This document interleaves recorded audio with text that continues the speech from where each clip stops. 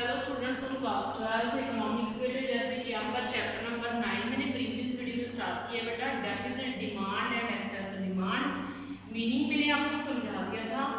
इसमें आपको कंसेप्ट समझा दिया था कि फुल एम्प्लॉयमेंट और अंडर एम्प्लॉयमेंट के इक्विलिब्रियम के बारे में हम रीड करे थे। कंसेप्ट मैंने समझाया था, डेफिनेशन ये देखो लिखोगे कैसे। अगर आपको बोलते जाए कि फुल एम्प्लॉयमेंट इक्विलिब्रियम क्या है तो उसको लिखने का वे क्या है, ये मैंने आपको लिखने का वे दिया है। Full employment equilibrium refers to that situation, वो वाली सिचुएशन है फुल एम्प्लॉयमेंट का इक्विलिब्रियम इकोनॉमी में व्हेन जब एग्रीगेट सप्लाई और एग्रीगेट डिमांड इक्वल होंगे, लेकिन तब होंगे जब हम सारी चीज़ों का यूज कर लेंगे जितनी भी इकोनॉमी में हैं, यानी कि सारे रिसोर्सेज का फुल यूटिलाइजेशन कर लेंगे। ठीक है, यानी कि अब हमारे पास कुछ भी नहीं है और यूज करने के लिए। ठीक है, हमने जितनी चीजें थी इकोनॉमी में सारी यूज कर ली, सारी चीजों को यूज करके मेरे ये इक्विलिब्रियम ले आई। ठीक है, तो वो होता है फुल एम्प्लॉयमेंट इक्विलिब्रियम। भी इकोनॉमी में फुल एम्प्लॉयमेंट भी आ गया, इक्विलिब्रियम भी आ गया। फुल एम्प्लॉयमेंट यानी कि सारी चीजें सारे रिसोर्सेज कंट्री के हमने यूज भी कर लिए और हमारी कंट्री सही दिशा में भी चल रही है, यानी कि सप्लाई और डिमांड कम या ज्यादा नहीं है, बिल्कुल इक्वल है। ठीक है, तो so that there is no excess capacity. ये देखो अभी और कैपेसिटी बची नहीं है। ठीक है, और under employment in the economy, या फिर इकोनॉमी में बहुत ही ज्यादा जो है बेरोजगारी नहीं है। ठीक है, ये तो होती है फुल एम्प्लॉयमेंट की डेफिनेशन। आगे है अंडर एम्प्लॉयमेंट इक्विलिब्रियम की डेफिनेशन। अंडर एम्प्लॉयमेंट इक्विलिब्रियम का मीनिंग है वो सिचुएशन जब इकोनॉमी में इक्विलिब्रियम आता है, लेकिन तब आता है जब हम चीज़ों का पूरा यूटिलाइज नहीं करते। जैसे मैंने आपको प्रीवियस वीडियो में एक एग्जांपल दी थी कि एक कंट्री जो है उसके पास 10 करोड़ चीज़ों को प्रोड्यूस करने की क्षमता है, लेकिन डिमांड 8 बिलियंस की है, मिलियंस की है, तो वो 2 करोड़ की चीज़ें क्यों एक्स्ट्रा प्रोड्यूस करेगा, है ना। मैंने मतलब डॉलर में दी थी, अब मैं इसको करोड़ में कन्वर्ट करके सिंपल सी आपको बता रही हूँ कि बस मैंने आपको डेफिनेशन जो है एग्जाम्पल कौन सी समझाई थी। देखो बेटा इसमें क्या है, तो प्रोड्यूसर क्यों ज़्यादा चीज़ें प्रोड्यूस करेगा जब उसकी चीज़ों की डिमांड ही इतनी नहीं है, यानी कि वो चीज़ों का क्यों यूटिलाइजेशन ज़्यादा करेगा। क्या उसको लॉस होगा ही, वो तो ऑब्वियस है, क्योंकि अब उसकी चीज़ों की डिमांड ज़्यादा नहीं है, इन्वेस्टमेंट वो ज़्यादा कर रहा है, तो उसको तो लॉस ही होना ना। ठीक है, तो ये तब का इक्विलिब्रियम है जब चीज़ों का हम पूरा उपयोग नहीं करते, लेकिन उससे पहले इक्विलिब्रियम आ जाता है। ठीक है, तो हमें जो एक्स्ट्रा चीज़ें बची हुई हैं उनको यूज करने का मौका ही नहीं मिलता।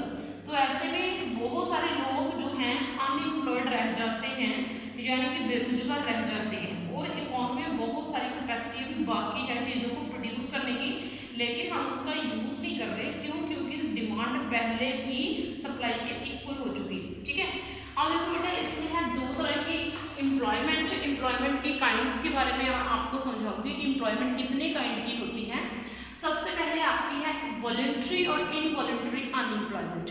वॉलंटरी को हम बोलते हैं इच्छुक बेरोजगारी, पंजाबी में इसको बोलते हैं, हिंदी में इच्छुक बेरोजगारी, जो अपनी इच्छा के हिसाब से हो। जैसे मैं कहीं पे जॉब लेने, मतलब मुझे जॉब वाले बुला रही हैं, मैं जा नहीं रही। ठीक है, मैं क्या कर रही हूँ, मैं कोई ना कोई बहाना दे रही हूँ, या तो मुझे जॉब ही नहीं करनी, मैं सीधा जवाब दे दूँगी मुझे तो चाहिए नहीं, या फिर मैं बहाना करूँगी कि मुझे आपकी सैलरी अच्छी लगी, कि मुझे नहीं आना आपके पास, है ना, ऐसा कुछ भी।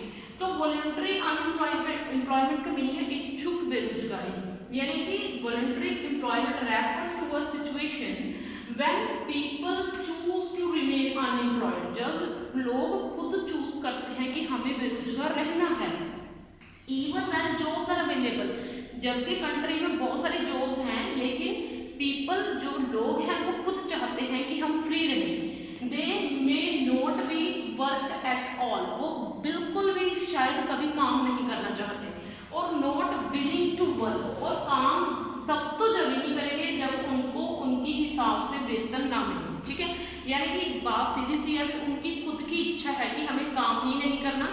एक्सक्यूज क्या होता है कि हमें हमारी वेज जो है वो अच्छी नहीं मिल रही, यानी कि एग्जिस्टिंग वेज जितनी मार्केट में जो है प्राइस चल रहा है मजदूरी का, जो भी प्रोफेशन में हो उसका जो भी रेट चल रहा है उसके ऊपर वो काम नहीं करना चाहता। ठीक है, आगे देखो बेटा इनवॉलंटरी अनएम्प्लॉयमेंट का मीनिंग है कि लोग काम तो करना चाहते हैं लेकिन लोगों को काम मिल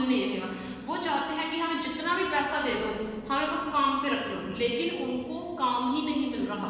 तो जो है involuntary situation refers to that situation, ये वो सिचुएशन है when some people are not getting work, उनको काम नहीं मिल रहा, इवन व्हेन तब भी नहीं मिल रहा, they are willing to work, जबकि वो काम करना चाहते हैं, और एग्जिस्टिंग कॉस्ट, और उनको जितना पैसा मिल रहा है वो उतने पैसे पे करने के लिए तैयार है।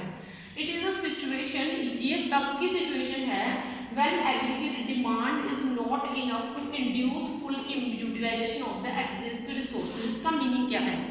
ऐसा नहीं है कि हम सिर्फ एग्रीगेट डिमांड जो है वो नहीं बढ़ाएंगे, एग्रीगेट डिमांड बढ़ेगी, एग्रीगेट डिमांड बढ़ानी जरूरी है। अगर एग्रीगेट डिमांड बढ़ेगी, खुद सोचो, अब मैं जो लिंक जोड़ूंगी उसको ध्यान से समझना, एग्रीगेट डिमांड बढ़ेगी तो प्रोड्यूसर को ज़्यादा चीज़ें प्रोड्यूस करनी पड़ेगी। क्यों? क्योंकि जब लोग ज़्यादा खरीदेंगे तो प्रोड्यूसर ज़्यादा पैदा करेगा। प्रोड्यूसर के ज़्यादा पैदा करने का मीनिंग क्या है कि उसको काम पे ज़्यादा लोगों को रखना पड़ेगा, ठीक है। तो इसलिए ये बोला है कि हमें एग्रीगेट डिमांड, और ये अकेला फैक्टर नहीं है जो हमें बढ़ाना पड़ेगा, अकेला एग्रीगेट डिमांड ही नहीं बढ़ाना पड़ेगा, हमें जो फुल यूटिलाइजेशन भी करनी पड़ेगी रिसोर्सेज की। हम ऐसा नहीं है कि 2 मशीनों के ऊपर ही 20 चीज़ें पैदा कर रहे हैं और 2 साल बाद भी उन्हीं 2 मशीनों के ऊपर हम 40 पैदा कर रहे हैं, तो वो उतनी टाइम जो है, कम टाइम में उतने प्रोडक्शन नहीं देगी। अगर चीज़ें पुरानी हो रही हैं तो प्रोडक्शन का टाइम जो है वो आपका कम कर देंगे, ठीक है। तो इसलिए हमें क्या करना पड़ेगा, अगर हम अपना बिजनेस बढ़ाना चाहते हैं तो हमें इन्वेस्टमेंट बढ़ाना पड़ेगा। इन्वेस्टमेंट बढ़ाने का मीनिंग क्या है? हमें रिसोर्सेज का यूटिलाइज करना पड़ेगा, और रिसोर्सेज लेके आने पड़ेंगे, हमें और मशीनें चाहिए, हमें और जो है क्राइटेरिया बड़ा करना पड़ेगा बिजनेस का। तो इससे क्राइटेरिया बड़ा करने से क्या होगा, इनवॉलंटरी अनएम्प्लॉयमेंट काफ़ी हद तक कम हो जाएगी।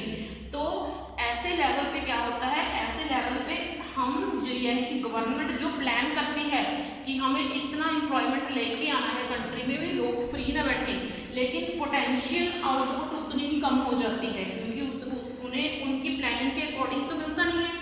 तो उनकी पावर यानी कि काम करने का प्रैक्टिकल वे वैसा वर्क नहीं करता जैसे वो प्लान करते हैं।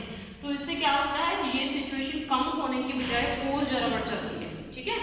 तो कुछ जो पर्सन है वो अनएम्प्लॉयड रह जाते हैं। तो ये 2 टाइप्स इस वीडियो में, बाकी नेक्स्ट वीडियो। Thank you.